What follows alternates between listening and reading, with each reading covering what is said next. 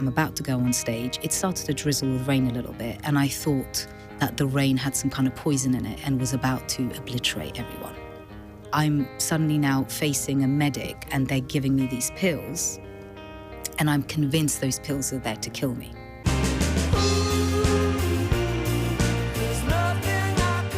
Welcome back to Crisis What Crisis, the podcast that aims to guide you towards a more resilient life and whatever it might throw at you.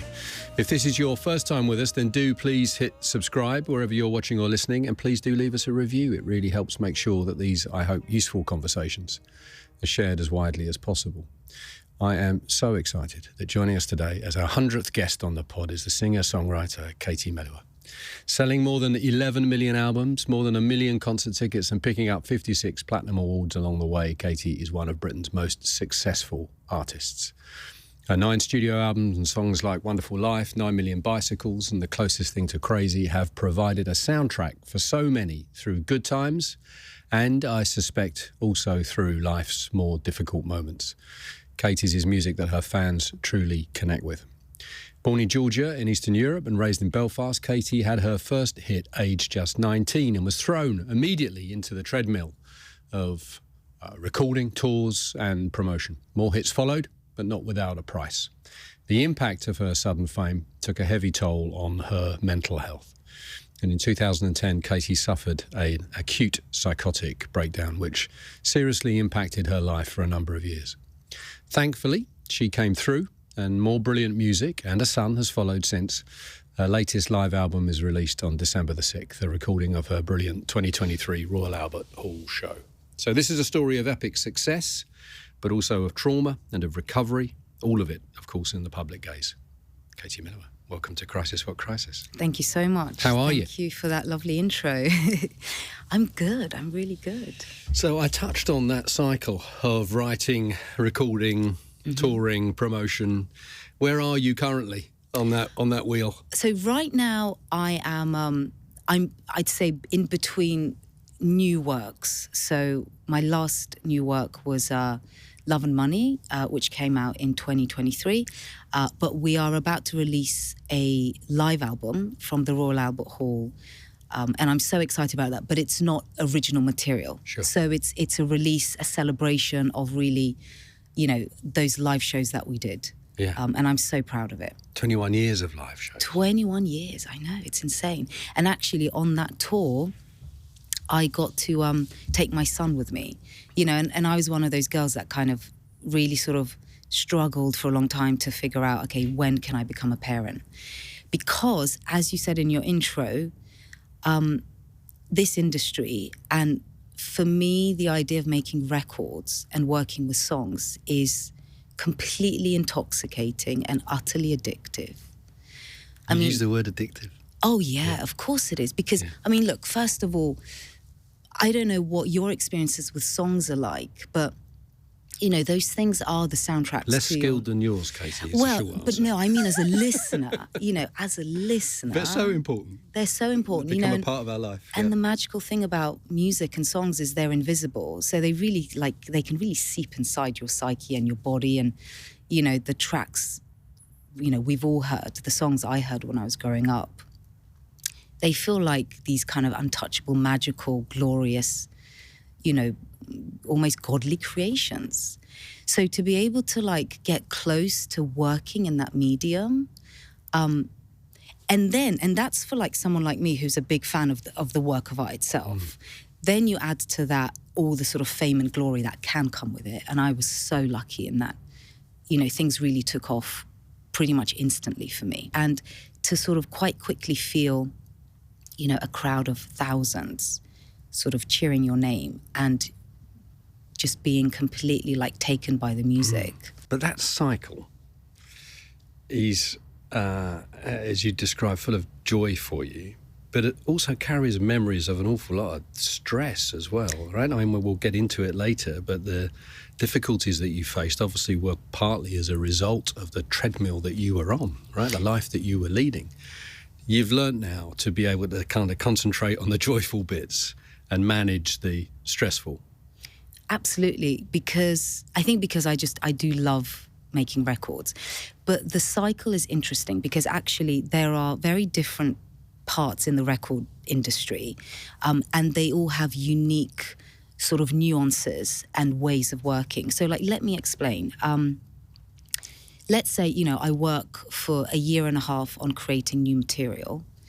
And I did. And I had a wonderful producer and manager, a gentleman called Mike Batt, who wrote Close Thing to Crazy and 9 Million Bicycles. And so we would create together.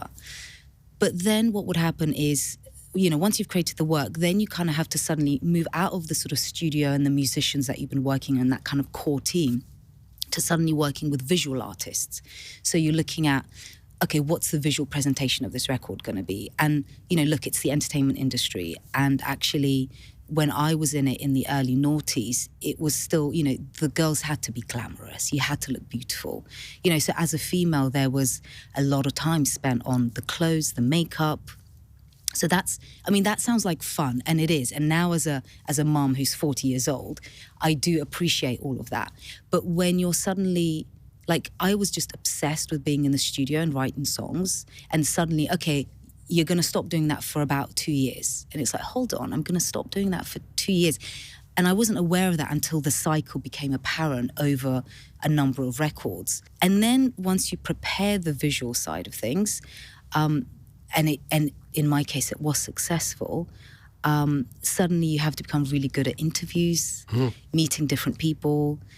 The constant attention. Constant attention, and then doing concerts and shows and being able to perform. You know, also remember, this was 2003 or 4, so there wasn't the sort of open dialogue around mental health or any kind of... The star kind of had to be invincible, you know, and had to look powerful and successful at all times. That was, again, not necessarily communicated directly to you, but that's the assumption, the only assumption you can reach. So I've got to keep this thing moving forward. And that's all on you, and you're 19 years old. And it's not like, I mean, yes, sometimes, you know, if I'd had an off day, you know, my lovely makeup artist would she would be like, I want to make you sort of happy and calm and ready, and even in that kind of caring behavior, you know, you sort of pick up the fact, okay, I need to just feel better. I can't really have an off day. From this distance, do you think it should have been done differently? I think, yes, there are certain elements that could have been done differently, but I also can't stress how much it was simply the circumstances. And so, for example, you have this cycle in one country, and then if you're internationally successful... Which you were. I was then sent to Germany, Switzerland, Norway, Japan, Australia. And of course, there is zero visibility from the promotional team in one country to the other countries. So they are trying to do the best job they can and really need you to do the best job you can. Again, the promoting, the concerts, the smiling, shaking of hands. A sense of responsibility as well. Yeah, and... Because you appreciate pretty quickly, there's a machine around this. There's other people's livelihoods dependent on this. Well, exactly. There's this kind of family that you are at the centre of. A 19-year-old, yes. A 19-year-old, you know, woman trying to work out what all this means, whilst also, I suspect, being incredibly excited, kind of somewhat bewildered, I suspect, by the 100%. suddenness of the fame. I just found it, you know, both sort of exciting and beautiful, and, you know, I mean, I loved those songs and those records and the musicians and the connection with the audience. But it's, you know, I also felt guilty about taking any time off. And also, it's very difficult when you get an exciting offer of a concert or a TV show, you know, in different countries. It's very hard to say no. So there's the grab it while it's there exactly mentality. Yeah. And you sort of want to keep, you think if you do miss out on something, or if you say no to something, that the moment will flee. And I think that kind of strange energy of, you know, you've got to keep at that rat race.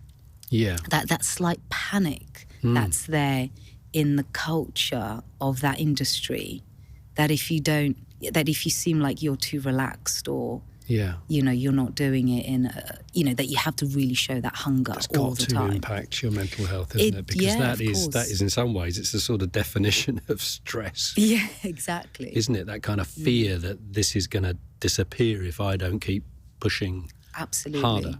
Yeah, and so I would say I wish there, back then there would have been, you can work seasonally. You can take 2, maybe 3 weeks off in the summer, or like a good 2 weeks off at Christmas time. Yeah.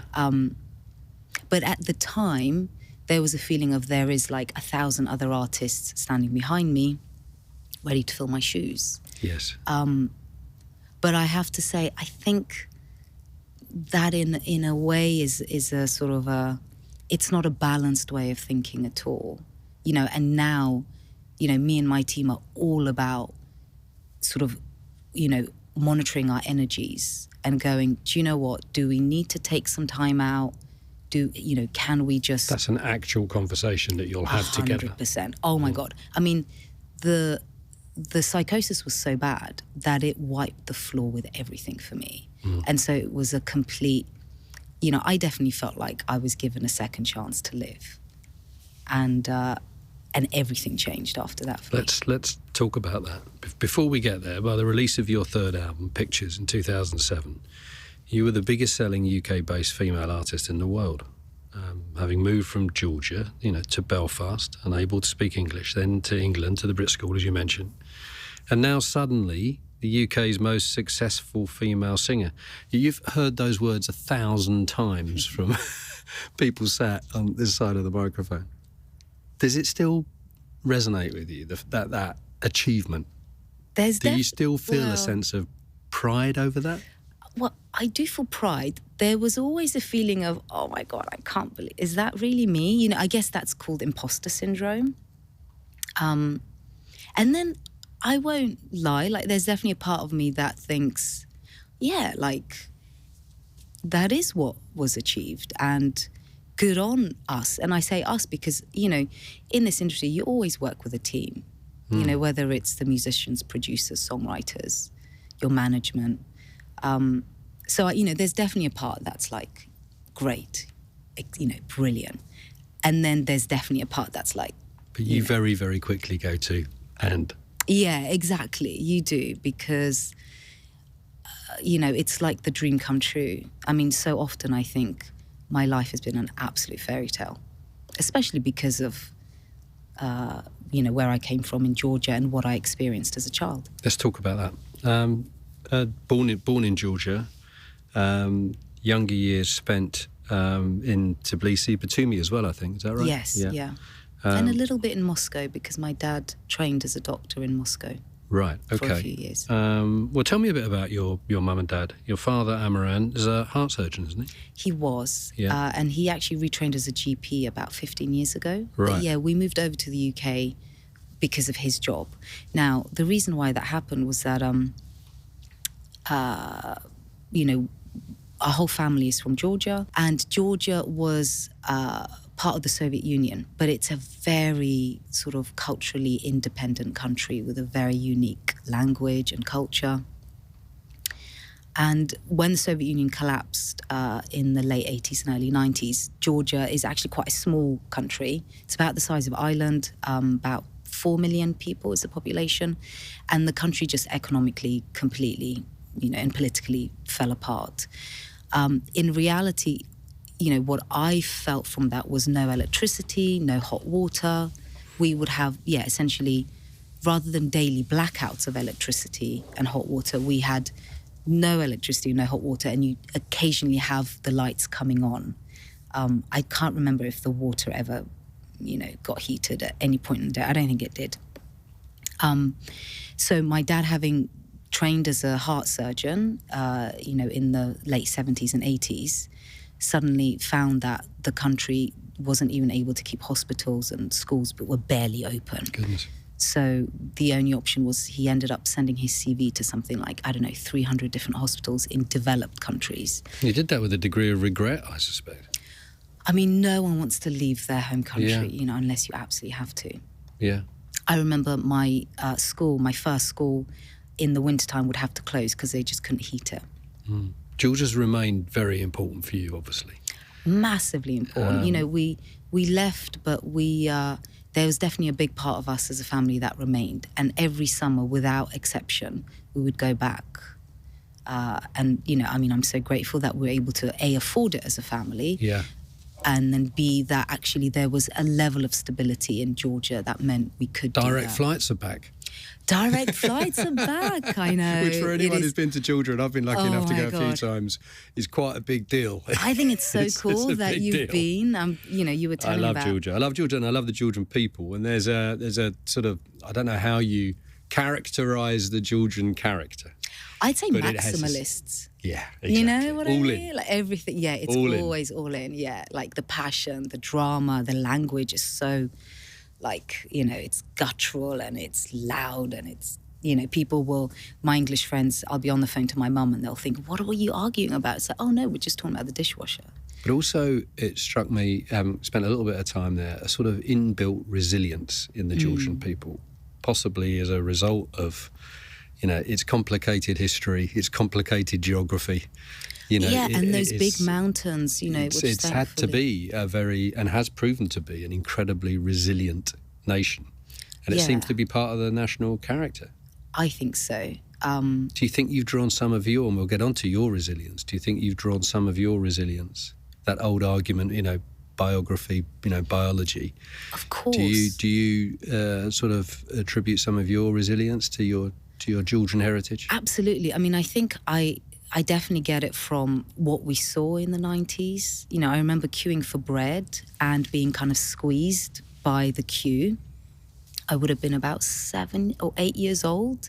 And the reason why I was queuing for bread as a 7 or 8 year old is because I think each household only got given one token to get the bread.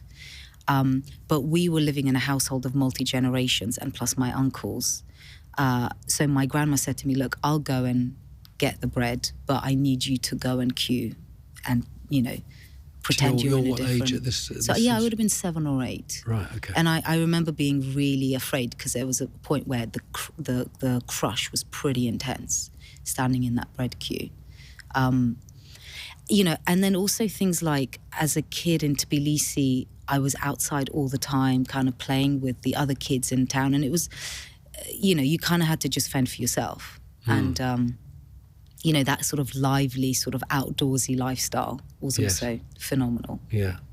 And so on to Belfast, another fascinating place with a history, with that kind of resilient character kind of there, given its own complicated history. I mean, I love the Irish people and, the people of Belfast were just always so warm and welcoming to us. And you could tell there is a real sort of strength inside.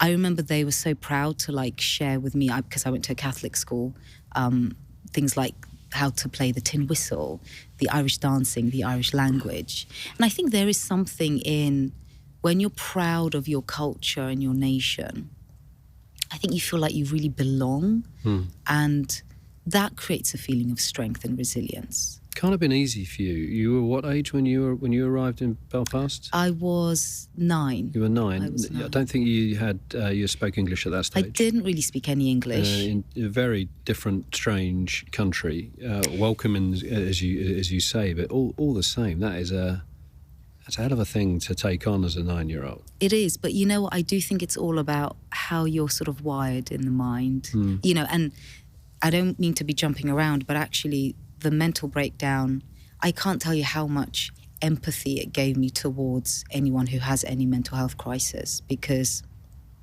the mind can just utterly fall apart. And then it can, in my case, thankfully, it got rebuilt completely. But, I just realised it's how, it's the sort of positive thoughts versus the negative thoughts. So in the case of us arriving in Belfast, we really felt like we stepped into a fairy tale. you'd come home, turn the tap on, and the water would flow out of it, and it would be hot water. You know, and I know it's like simple and basic, but I can't tell you how Yeah. magical that was. Yeah. The electricity was always on, so we could watch TV. Mum could do. Your eyes are lighting up as you're talking about this. Honestly, It's still Technicolor for you. Yeah, when you think about it that. was. You know, that's a visceral kind of. That really settled in my body when, you know, rewind to Georgia 2 years before, when there is no electricity and you've just got candlelight or you've got those little kerosene lamps, and you have electricity come on for you don't know how long for. Everyone panics, rushes to their electric devices. My grandma would rush to the to those electric rods that you would put in the water, in a bucket of water, to heat it. To heat the water, yeah. My mum would rush to the ironing board because my brother was 1 year old, so we had a toddler in the house, so she had to do the ironing. My uncles would rush to the cassette players and play, because they were teenagers at the time. So, you know, that really stayed with me. So get the water hot. So get the ironing done. Get some music on. And then I remember also things like going to the library for the first time in Belfast and being trusted to take home 6 books. You know, when suddenly sort of a society is trusting you, that's quite mind-blowing. When you've experienced a society, which was the case in Georgia, when no one trusted anyone. Yeah. And its effect on you was to completely open your eyes. I mean, you were you're obviously a very bright kid, talented child, and you just threw yourself at it. Yeah, you got inbuilt energy. Exactly, and then that can cause a bit of an issue in the long term because, and you know, this is the case for many immigrant families. Suddenly, when you've won that lottery, but of course you're still sort of. You know, we weren't really, you know, Dad was a doctor, but he was a junior doctor. Mum was a housewife. And suddenly I just realised, God, I've got to work hard and I've really got to make the most of this culture and this society and to, you know, to add extra magic dust to the situation. The UK was where the Beatles, Led Zeppelin and Queen were from. Those cassettes that my uncles were listening to and were utterly mesmerised by, we were now in the land. At what age did you realise, in your own mind, yeah, this is who I am, this is what I'm going to do, it's going to be music? Because you had other options, obviously. You're super bright. I think I read that you were thinking about politics, you were thinking about history, but once the music clicked, that was it. It was that clear to you? You know what, it wasn't. I think I was always too, I don't think I was ever that arrogant to be like, I'm going to be a big star. I was always, my view was always, I want to do anything with music. Yeah, that's what I meant really. Less the stardom, more this is going to be my life. And I was like, if I have to work in a record store, I'll do it. If I have to, you know, just to be close to that material. So I think that was probably around the age of 13, 14. And then you throw yourself at it. Yeah, Incredible I asked my success. dad, to buy for a birthday, to buy music sequencing software. You know, it was Cubase that came around. That was a sequencing software where you could make your own demos at home. So he very kindly bought me that for my birthday, and I started making my own demos. How long had you been writing your own music? I think I probably started from about the age of 8, but it wasn't until I got the computer that I was able to start actually recording from about 13, 14. Your early 20s. Let's just talk a little bit more about how you were coping. I think you went full in, all in, very Georgian in your approach to the lifestyle of being a successful singer. Those early 20s, what are your sort of memories of that now in terms of the sort of first few years, the first flush of fame, the first flush of presumably kind of, you know, some financial success, the kind of promise of being able to kind of provide for yourself and others, all those things. I mean, that also was just the visceral excitement. Yeah, of course, and that was really astonishing. And I remember thinking, my God, like, I can afford to buy a flat in London. Like, that was crazy. And you know, my mum, who had been working in an old people's home and doing night shifts literally 2 years before, suddenly were able to move to London, and she didn't have to do that job anymore. But I have to say, very quickly, the diary just got obliterated. You know, I was on a plane maybe 3 to 5 times a week. And I was, you know, doing so many appearances. You know, and my favourite part was definitely touring, because at least the days were a little bit more manageable in that, you know, if there wasn't too much promotional work, too many interviews, then I could just focus on the sound check, which would be, you know, maybe between half an hour to an hour, and then the concert itself. Then after the concert? And then after the concert, of course, as a, you know, I mean, this was like, when was it? This was the late noughties. So there was definitely partying. But I have to say, I never really partied as hard as maybe the average. But I think maybe, I don't know, maybe there was that sort of, like, always a sort of a low level of anxiety in me of, like, I don't know, not wanting to, like, lose control. And also on the drug side, my dad is a doctor. I mean, he told me some really horrible stories as when I was a teenager about him losing friends. So I was really quite petrified of kind of doing anything that would sort of really, that would make me really lose control. Good. So you had a bit of a break on yourself. I had a bit of a break, but I mean, you also have this risk thing though as well going on. You like a skydive, you like you hang glide. Yeah, because you performed a concert at the bottom of the seabed, you know, in the North Sea. You've got there's a part of you that is attracted to risk as well. Am I right? You know what? I wouldn't say it's risk. I'd say it's being an adventurer. I adore going on an adventure. You know, our childhood in Georgia, even before we left and then when we went back for holidays, there was always these epic long car journeys. And you've been to Georgia, and those roads are not always safe. So there was always a feeling of, I mean, I'd say actually a road in Georgia in the 90s was way more riskier than a skydive in the UK. I'm sure that's right. Statistically, it's got to be. I think just the entire... You've had some close calls with some of your adventures, though, haven't you? A diving accident, certainly. I think. I mean, but to be honest, yes, the diving accident was really brutal. I was training to be a cold sea diver, so a dry suit diver, because I loved scuba diving.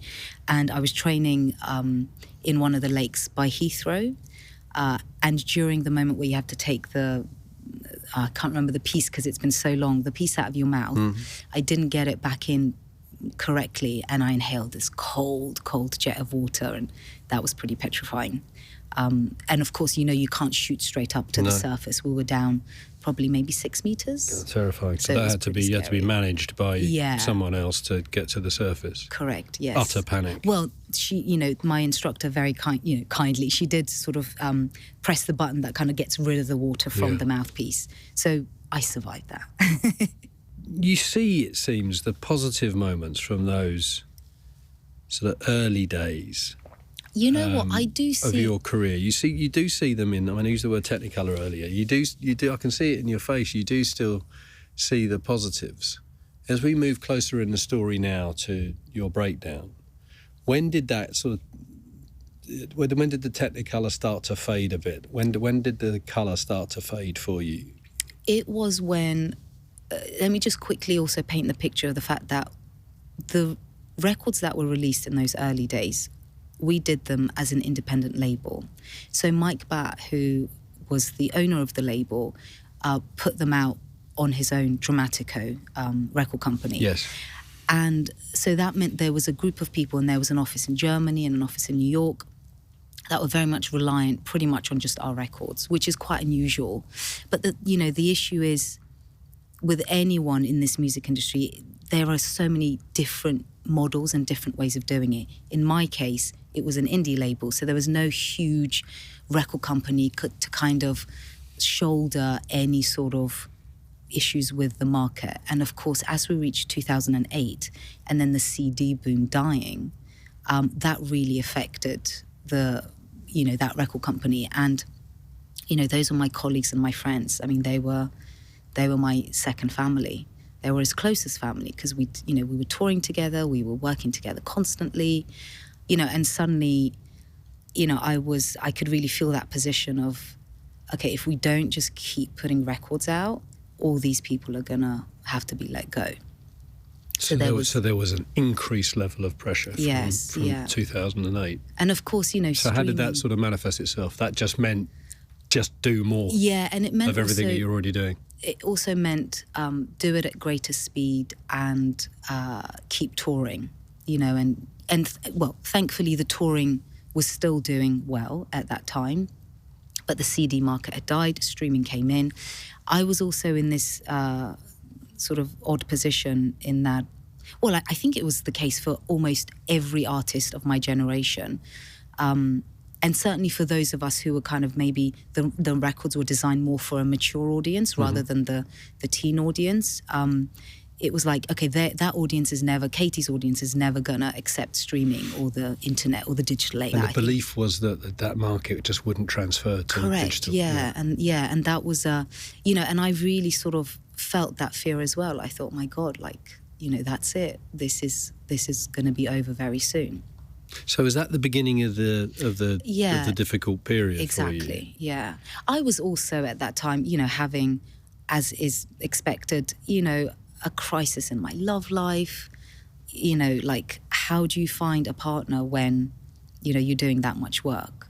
And I had really drifted from my family as well, because again, the work was too intoxicating. To just getting further away from the... from the kind of groundedness of the Georgian culture, actually, which is very sort of family-orientated. The public gaze bit, how difficult was that for you? It was, it's a strange feeling. It's odd to kind of, you lose a sense of freedom when you're out on the streets. Can you imagine you can never escape who you are and what you do, and even a very skewed version of who you are, and that anyone can come up to you at any time and feel and behave like they know you. Yeah. I mean, thankfully it was mostly very respectful. I mean, there was one occasion when a fan was sort of so sort of mistaken. He thought if we had got to know each other really well that we might become a couple, and so he ended up sleeping at the footsteps of my parents' place in Georgia for an entire summer. This is a stalker. This was a stalker, yeah. So that was odd. Sounds scary.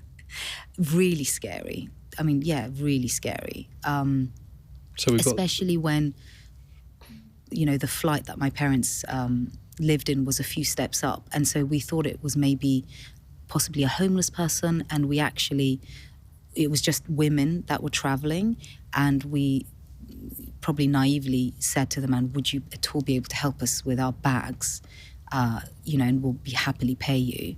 And he was this bearded man, and we went up the 3 flights of stairs, and when the lights came on and I saw his face, I realised he was a man who'd been messaging me for a good few years. And so all the colour just drained from my face. You've been able to message him directly? Yeah, because he was a Georgian man, and he, through the grapevine, managed to get my contact number. And I'd actually, I had been to the police about him a few years, before that. But of course, the British police have nothing to do with what's going on in Georgia, so he managed to track us down there. Which, of course, I mean, it's petrifying. But I just thought, well, this is what I have to do with the job that I have. He disappeared eventually? I mean, what? What's interesting? He disappeared when I got married. Right. And that really says something, because he honestly believed... So this is after your breakdown? I'm trying to remember exactly when that was. Yeah, because I got married in 2013, 2012. Yeah, it which might is the have other been, side of... Yeah. So 2009, you're dealing with that. You're dealing with the pressure of... the existential pressure of will this continue, and everything that's associated with it. As you say, your other family. It's all on you. At the same time, you're out having to perform brilliantly. Every time you're on stage, you can't let the audience down. You've got these enormous pressures on you. That is all then leading towards a burnout. Yeah. Essentially. And then I think also you have another layer of pain when one of your friends, I think, takes their own life. Yes. And he was a musician in a wonderful band called ULS Swimming Pool. And they were a brilliant indie rock band. And they had just released their first album and were having great success with it. He was a very close friend of my best friend. And what had happened was that he was performing, I believe, in Belgium. And, you know, it was just one of those horrendous things where he did a stage dive and he thought he had injured someone, a fan in the audience, who got taken away on a stretcher. It turned out she ended up being completely fine, but that night, he took his own life. Goodness me.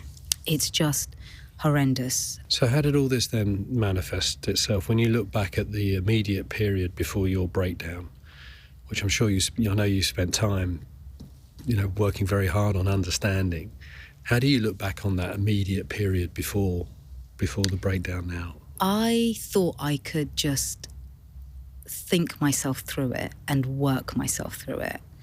And I just kept, you know, I actually did things like some transcendental meditation. I thought I could kind of get my mind to be harder and stronger. So you were aware that something was happening? That I wasn't feeling normal. How was that manifesting? What was happening? I would sort of have moments of like just bursting into tears and not really being able to,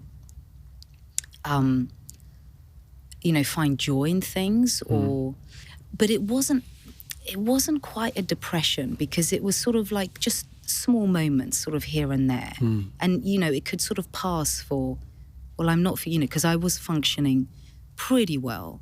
And then there was a pinch point, you know, around the time that Chad from ULS Swimming Pool took his own life. I was, you know, I got a really interesting, exciting invite to LA to fly for a possible film project. I was doing a double headline concert in the same week in Denmark. So when I flew back, in that sort of the jet lag, there was about 3 days where I didn't sleep.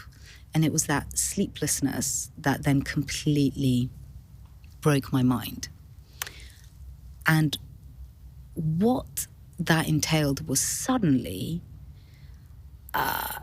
you know, maybe people who have had either a panic attack or an anxiety attack can relate. It begins as that, where the lips were starting to shake and my heart would start beating very fast and I'd maybe have tingles in my legs. But then that would sort of continue in waves. I had no idea what that was. And then I would feel like at any moment, the world was going to end. So, for example, when we were backstage in Denmark, I'm about to go on stage, it started to drizzle with rain a little bit, and I thought that the rain had some kind of poison in it and was about to obliterate everyone. People around me started to see that there was something wrong. I think maybe my conversation completely changed.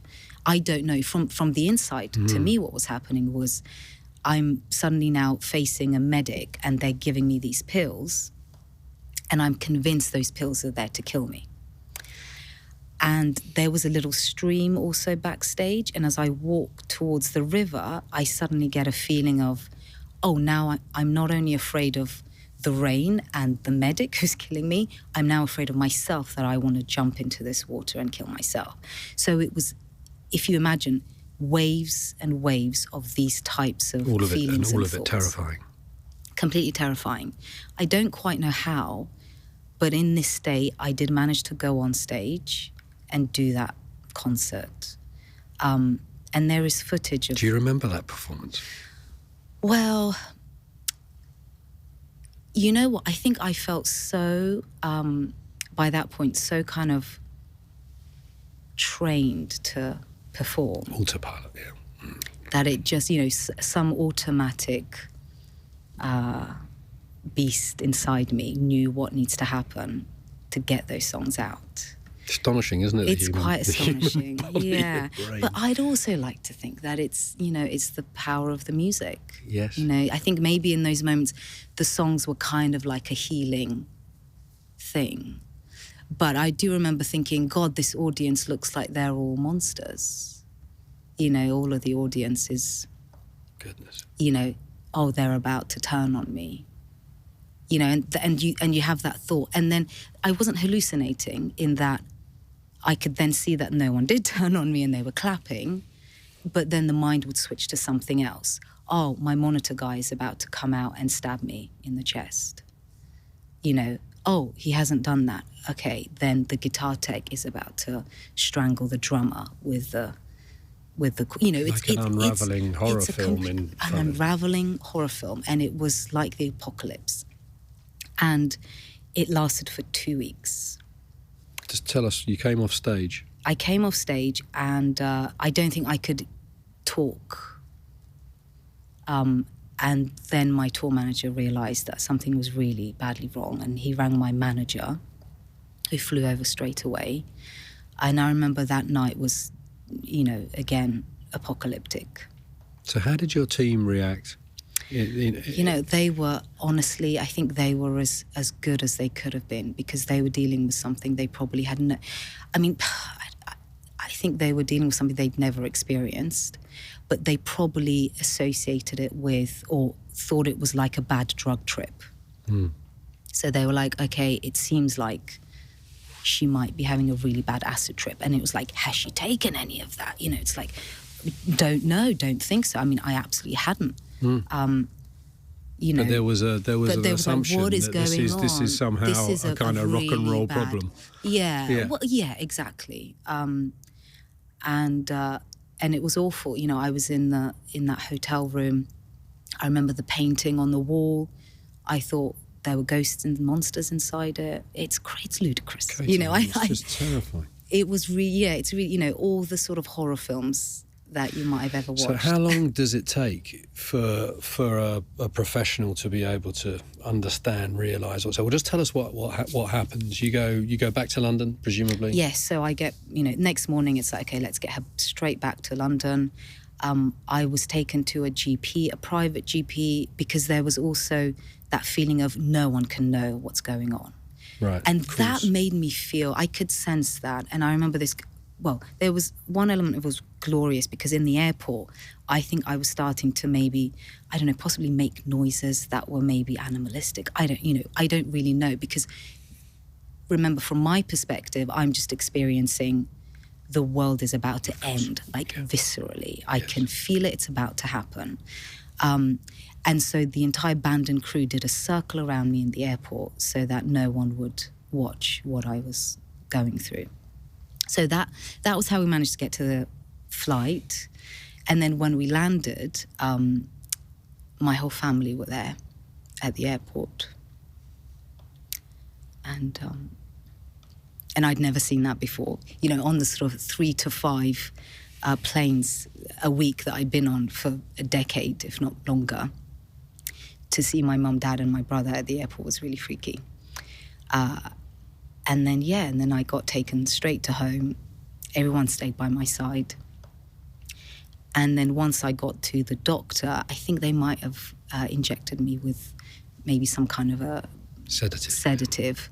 And then I sort of blacked out. And then my recollection is of an undisclosed amount of time of these recurring nightmares. You know, and they were ludicrous. I remember being shown a washing machine in the hospital and thinking, this washing machine, what they're actually asking me to do, I couldn't quite some conversations you understand, some you don't. And I thought this washing machine was a rocket into space that they were asking me to go into. So I was going to be very claustrophobic and I was going to get shot up into space. It's ludicrous. For you, in that moment, absolutely real. Absolute certainty. You know, and I think if people, I mean, I'm not jumping ahead too much, but I just want to say that if, you know, anyone is ever dealing with someone who is having some kind of a psychotic break, they are on a totally different planet. Yeah. You know, and even the use of language could possibly be completely gone. You know, so you might be saying one thing, but the person is experiencing something completely different. And this is what this is what I had. So it was, 2 weeks of those types of nightmares. How, knowing what you now know, what was going on around you, your family must have been in a state of utter terror. Yes, they absolutely The fact that they're at the airport waiting for you, the drama around you, which you won't have been aware of, must have been extremely heightened. It really was. What was the diagnosis, and how quickly were they able to get to it? How quickly was there an understanding of what was happening to you? I had the most wonderful doctor in charge of my care called Mike McPhillips. And I believe he was in charge of the hospital. It was the Nightingale Hospital in Marylebone. And I think they did get to it quite quickly. But again, it's hard for me to know exactly. But I've seen the hospital notes.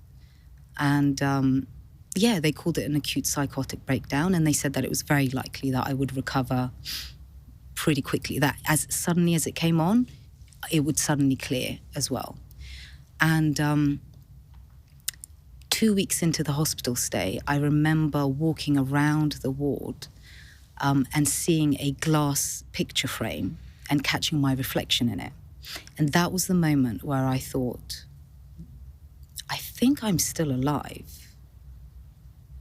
I think I might still, because I think the terrors and the fears were so bad that I probably shut down a part of my consciousness. Well, I certainly shut down a part of the consciousness. But that was the moment where I thought, you kind of sort of like feel yourself, like your fingers, and you're like, I think I'm still here. And I remember just my whole body just got filled with so much, like a wave of gratitude and love and a feeling of, I've made it. It was extraordinary. And so that realisation was the beginning of the my recovery. Consciousness came back. But one assumes that was a pretty gradual process. Yes. Because then I'd have moments of, panic where I had to be explained what had happened. And I think when I was told, you've had a mental breakdown, that, because I knew nothing about mental health before this had happened. And there was certainly no conversations around mental health. No family history that you later discovered?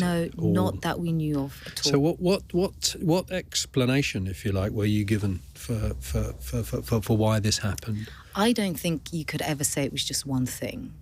It was very circumstantial. It was a slow creep of a lot of things, and suddenly it cracks. So to anyone who's perhaps at the beginning to feel the beginnings of what you've described, that hypervigilance, the beginnings of some paranoia, the beginnings of anxiety in the way that you've described, your view would be, I assume, as soon as you start feeling that stuff, keep talking. Talk to people. The talking therapy is so good.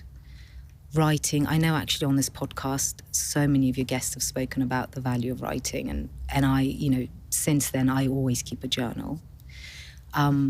Then there are some really easy practical tools to deal with an anxiety or panic attack. So the weird one is a hug really works. That kind of human contact it does something to the nervous system. It's a chemical thing, isn't it? It really is. Yeah. Drinking water in that instant also really works. Sometimes you don't think to the fact, I believe the brain is sort of suddenly, all the oxygen rushes to it, so you kind of need to rehydrate. And even if you're on your own and you've got no one to hug or talk to, talk aloud, which, I know is crazy, but that also really, you do that? Helps. I absolutely will. I mean, the last time I had anxiety attack was just after COVID, and I'd been working in my office and I was trying to crack a lyric and it just wasn't happening, and it was months and months and months, and I was starting to get a bit panicky. And also with, my dad being a GP during COVID, of course, it was lots of anxiety going around. I'm sure, yeah. And I came home and no one was at home, so I just started to wiggle my hands and fingers, put them up, and I was like, I think I'm having an anxiety attack. And then as soon as you hear it and you hear yourself say it, it almost sounds a bit funny, and you think, well, it's outside of me now. And what's interesting is the anxiety attack can feel like you're dying. So it's about being able to differentiate. Because I think if I clock that it's an anxiety attack versus I am actually dying, then you've moved out of that panic mode. And it's like, okay, I know how to deal with an anxiety attack. I'm not actually about to fall over. Yeah, you're able to spot it early enough now to be able to get yourself into that. Exactly. And I honestly, one of the reasons why I feel so happy to talk with you is the more we talk about it and the more we sort of destigmatize mental health issues, and also like celebrate the mind. Because I want to say before we move on, just you're sitting there and being prepared to tell us, this story, and I can see as I'm sitting in front of you at times, it's not easy stuff. No, is it? It's not. It's not easy stuff, and yeah. I just want to say, at this stage, just say thank you for sharing it, because it is, I think, fundamentally useful. It's so useful, and it blows my mind. Like in my case, how much you can break and then what you can survive. Yeah, that is unreal. Yeah, and the point for you is not to try and find the cause, if you like. Don't try and rationalise in a way or over-rationalise the process. Am I right? Is that kind of been your... I think it's helpful. We all want to find out why for anything. And have a better understanding of yourself. But I think you can't oversimplify it and say, oh, it was that one thing, let's blame the music industry. Like, no, I would hate to do that. It's always nuanced. There's always many reasons. And I don't know, like now I feel I talk to wonderful charities like Music Minds Matter and help musicians and even the Royal Medical Benevolent Fund, because doctors themselves go through so much crisis. Well, before we should move on, though, I think the psychiatrist who helped you through your difficulties was, of course, as I understand it, dealing with his own.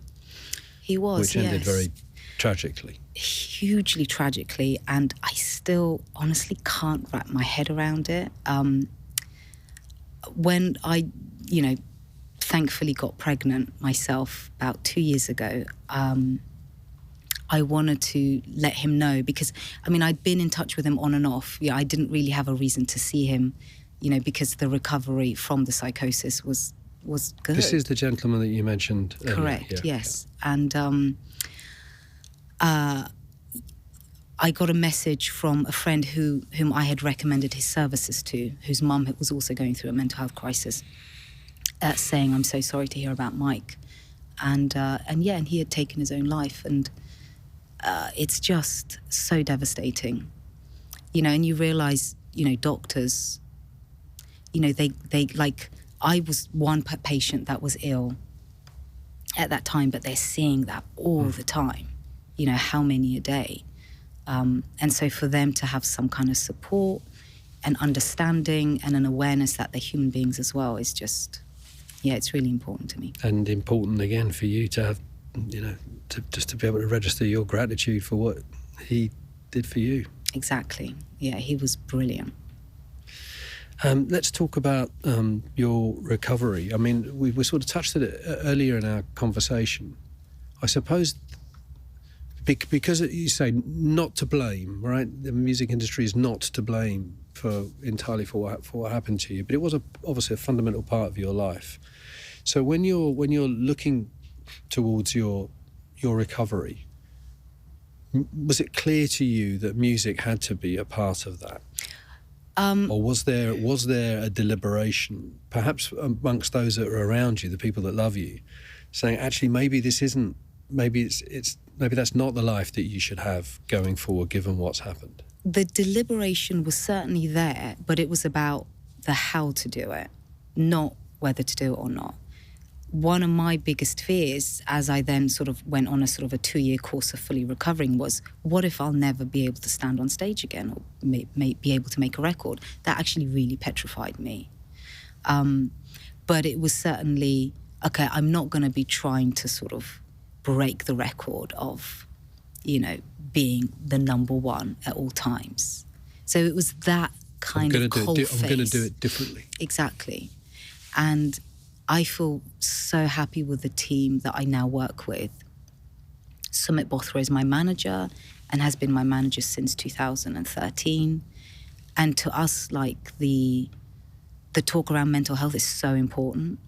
And, so for example, we really we sort of try and do one thing at a time and not 100 things at a time, and not try and hit different markets all the time. And that's great. And, my family were just also essential and just so brilliant. They, my mum is a Georgian mum, so she just went completely, overdrive in terms of just helping me to recover and be there. And I'll always be grateful for that. A wonderful thing, yeah. But yeah, in terms of the music industry, I'm just glad that the conversation is there and there isn't that kind of stigma and the sort of the mystery of mental health anymore. But the creative piece is a fundamental part of you. Yeah, I just can't had help to be it. a part of whatever your level it's recovery. at, I'll always do it. You retrospectively said that your breakdown ended up being one of the best things that ever happened to you. I think when you realise, life can change in a minute or less, it's astonishing. And when you can really feel that. So it makes you live so much more fuller, and in, you just have to you end up being so much more grateful for everything. Tell me how that sort of shown itself in your day-to-day life now. Well, even aside from the work, which you're managing in a different way now. Well, still incredibly successfully. I love spending time with my son and my partner. Every evening, we read to him. I read to him in Georgian. Really, it's very important for me that he can speak Georgian as a half Georgian. Then we do a bit of cooking. We watch a bit of telly in the evenings. Just to kind of have those chill times and to not be sort of thinking about songs and lyrics and the record and what's the next sort of reinvention going to be. Although that does still creep in. It certainly creeps in. Yeah. Yeah, because and there's times when I'm in the park with my son Sandro and he's about to come down the slide and I'm like, oh, I wonder if this is inspiration for a stage design. So it's trying to kind of, figure out how to... What's your songwriting process? I mean, do you carry a notebook, you write down your ideas as they go along, and then you have set times where you focus on it, or...? Yeah, I do book out times, I try and do it as a 9-to-5 job. But the most annoying habit that I have is certainly in the middle of the night, there's an idea and I turn over and record it into my phone. So Ollie, my partner, he's retold that story a few times to our friends where suddenly you hear a shooby shoob. It doesn't quite sound like that, but he does a terrible rendition. And that's how we do it. And I mean, you've touched on it already, but managing the anxiety now is